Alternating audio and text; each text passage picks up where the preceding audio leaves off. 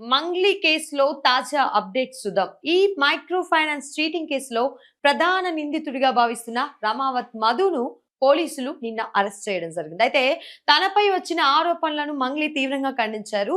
తన ప్రమేయం నిరూపణ అయితే జైలుకు వెళ్లడానికి కూడా సిద్ధమని సవాల్ విసిరారు. అయితే తనకు పాటల ప్రపంచం తప్ప వేరేమీ తెలియదని, తన పేరును కొందరు కావాలని దుర్వినియోగం చేస్తున్నారని కన్నీరు పెట్టుకున్నారు. అయితే తనపై తప్పుడు ప్రచారం చేస్తున్నారంటూ అడ్వకేట్ సుబ్బారావుపై మంగ్లీ నాసింగ్ పోలీస్ స్టేషన్ లో కౌంటర్ ఫిర్యాదు చేశారు. తనను 10 లక్షలు ఇవ్వాలని డిమాండ్ చేశారని, నిరాకరించినందుకే తన పరువు తీస్తున్నారని ఆమె ఆరోపించడం జరిగింది. అయితే పంజాగుట్ట పోలీసులు ఈ కేసును ప్రస్తుతం విచారిస్తున్నారు. సుమారు 10 కోట్ల నుంచి 150 కోట్ల వరకు ఈ కుంభకోణం జరిగి ఉండొచ్చని ఆరోపణలు వెలువెత్తుతా ఉన్నాయి. డీసీపీ ముత్యం రెడ్డిని ఈ కేసులో మంగ్లీ పాత్రపై స్పష్టత ఇచ్చేందుకు విచారణ కొనసాగిస్తా ఉన్నారు. మరి మంగ్లీ సోదరుడి ఆరోపణలు ఏ విధంగా ఉన్నాయో చూద్దాం. ఈ కేసులో మంగ్లీ సోదరుడు శివ పేరు కూడా ప్రముఖంగా వినిపిస్తోంది. బాధితుల నుంచి పెట్టుబడులు సేకరించడంలో ఆయన పాత్ర కీలకంగా ఉందని ఇక్కడ పేర్కొనడం జరుగుతోంది సుబ్బారావు. అండ్ ఇదే విషయంలో ఈ వివాదం అడ్వకేట్ సుబ్బారావు ఇచ్చిన ఫిర్యాదుతో మొదలైందని చెప్పుకోవచ్చు. మంగ్లీ, ఆమె సోదరుడు శివ మరికొందరు కలిసి మైక్రో ఫైనాన్స్ పేరుతో పెట్టుబడిదారులను మోసం చేశారని ఆయన పంజాగుట్ట పోలీసులను ఫిర్యాదు చేయడం జరిగింది. అయితే దీనిపై స్పందించినటువంటి మంగ్లీ తాను కేవలం స్టేజ్ పర్ఫార్మెన్స్ వంటి ప్రొఫెషనల్స్ పనులకే వారిని కలిశానని, ఆర్థిక లావాదేవీలతో తనకు ఎలాంటి సంబంధం లేదని స్పష్టం చేశారు. ఇదే కోణంలో ప్రస్తుతం పోలీసులు నిందితులను విచారిస్తా ఉన్నారు. బాధితుల ఆవేదనను చూస్తుంటే తనకు బాధగా ఉందని, నిజానిజాలు విచారణలో తేలాలని మంగ్లీ కోరుతున్నారు.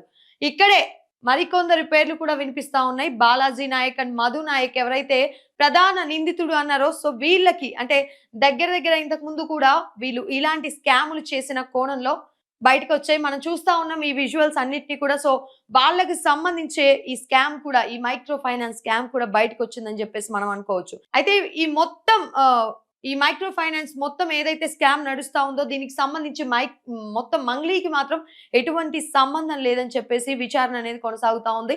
అయితే ఈ విచారణలో భాగంగా సుబ్బారావు ఎవరైతే ఈ కేసును మొత్తం కూడా హ్యాండిల్ చేస్తా ఉన్నారో, ఈ న్యాయవాది ఎవరైతే ఉన్నారో, ఈ న్యాయవాదిని పంజాగుట్ట పోలీస్ స్టేషన్ లో అవమానించారు అని చెప్పేసి చాలా పెద్ద ఎత్తున సోషల్ మీడియాలో చాలా మంది అంటే సుబ్బారావుకి మద్దతు తెలుపుతా ఉన్నారు. ఇప్పుడు ఇదే కోణంలో చూసుకుంటే సుబ్బారావుకి ఎందుకు drunk test and breath checking ఎందుకు చేశారు, కానీ మంగ్లీకి ఎందుకు చేయలేదు అని చెప్పేసి కూడా చాలా పెద్ద ఎత్తున విమర్శలు వస్తా ఉన్నాయి సోషల్ మీడియాలో. సో దీనికి సంబంధించి ఇదే అంశానికి సంబంధించి మొత్తం చాలా పెద్ద ఎత్తున చర్చ నడుస్తా ఉంది. అయితే కామెంట్ సెక్షన్స్ చూస్తా ఉంటే ఇదే కేసుకు సంబంధించి చాలా పెద్ద ఎత్తున బాధితులకి న్యాయం చేసేది ఎవరు అని చెప్పేసి కూడా మొత్తం కామెంట్ సెక్షన్స్ మొత్తం కూడా కనిపిస్తా ఉన్నాయి. ఏ న్యూస్ చూసినా, మంగ్లీకి సంబంధించిన ప్రతి న్యూస్ చూసినా వాదోపవాదనలు అయితే వింటా ఉన్నాం. కానీ ఇక్కడ బాధితులకి న్యాయం చేసేది ఎవరు?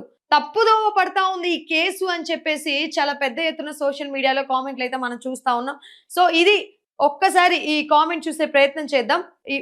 ఎటువంటి కామెంట్స్ అయితే వస్తా ఉన్నాయి సోషల్ మీడియాలో ఏంటనేది పూర్తిగా చూసే ప్రయత్నం చేద్దాం ఇప్పుడు. సో ఇక్కడ మొత్తం పెద్ద ఎత్తున సోషల్ మీడియాలో ఎటువంటి కామెంట్స్ వస్తా ఉన్నాయో ఈ ఇష్యూకి సంబంధించి మనం ఇప్పుడు చూసే ప్రయత్నం చేద్దాం. మంగ్లీకి ఎటువంటి సంబంధం లేదు, ఏ ఆధారాలు లేవు. మంగ్లీ ఒకవేళ కేటీఆర్ పేరు చెబితే సో కాల్డ్ మీడియా బాధితులు ఇలానే చేస్తారా అని చెప్పేసి కూడా కామెంట్ మంగ్లీకి మద్దతుగా లభిస్తా ఉంది. అయితే ఇక్కడ ఇంకా అంటే మంగ్లీకి సంబంధించినటువంటి వాళ్ళ కమ్యూనిటీకి సంబంధించి కూడా చాలా పెద్ద ఎత్తున సపోర్ట్ వస్తా ఉంది. అంటే ఇక్కడ సిఐ గారికి మంగ్లీ డబ్బులు ఎర చూపింది అని చెప్పేసి కూడా కొన్ని వార్తలు వస్తా ఉన్నాయి. అయితే ఇక్కడ సిఐకి డబ్బులు ఎర చూపించడం అండ్ మంగ్లీ ఇన్ఫ్లుయెన్స్ ని వాడడం వల్లే ఈ కేసు చాలా తప్పుదోవ పడతా ఉంది. ఫస్ట్ మంగ్లీ నాకు ఆ మధు నాయక్ ఎవరో తెలియదు అని చెప్పారు. అదే విధంగా ఇప్పుడు చూస్తే మాత్రం అతను మాకు తెలుసు అని చెప్పారు అని చెప్పేసి ఒకవైపు లాయర్ సుబ్బారావు గాని, లేదంటే ఇటువైపు మరోవైపు కొంతమంది మీడియా సాక్షిగా కొంతమంది కామెంట్ సెక్షన్ లో కూడా చెప్తా ఉన్నారు. సో ఇక్కడ లాయర్ సుబ్బారావుని సిఐ చాలా దారుణంగా రెస్పెక్ట్ లేకుండా మాట్లాడాడట. సమాజంలో గౌరవప్రదమైన వృత్తిలో ఉన్నారు సుబ్బారావు గారు. సో సిఐ మీద పరువు నష్టం దావా వెయ్యాలి అని చెప్పేసి కూడా చాలా పెద్ద ఎత్తున విమర్శలు వస్తా ఉన్నాయి. సో ఇదే విషయంలో ఇక్కడ మనం చూస్తే రామకృష్ణ పంజాగుట్ట సిఐ, ఆయన మీద చాలా పెద్ద ఎత్తున నెగిటివ్ టాక్ వినిపిస్తా ఉంది. సో ఈ విధంగా ఒక లాయర్ ని ఈ విధంగా మాట్లాడడం అనేది చాలా తప్పు. ఈ విధంగా ఒక లాయర్‌కి రెస్పెక్ట్ లేకుండా పోలీస్ స్టేషన్‌లో వ్యవహరించడం చాలా తప్పని చెప్పేసి చాలా పెద్ద ఎత్తున విమర్శలు వినిపిస్తా ఉన్నాయి. సో, ఇది ఇప్పటివరకు సీఐని కూడా సస్పెండ్ చేస్తున్నారు అని చెప్పేసేటటువంటి వార్తలు గూడా వస్తున్నాయి. సో, చూడాలి. మరి కొన్ని అంటే ఇంకొన్ని వార్తలు మనం ఇక్కడ చూసినట్టయితే మంగ్లీని కూడా ఈ కేసులో అరెస్ట్ చేయబోతున్నారు అని చెప్పేసి వార్తలు చాలా పెద్ద ఎత్తున వినిపిస్తా ఉన్నాయి. సో, చూడాలి. నెక్స్ట్ అప్డేట్స్ కోసం ఎప్పుడు చూస్తూ ఉండండి క్రాంతి టీవీ.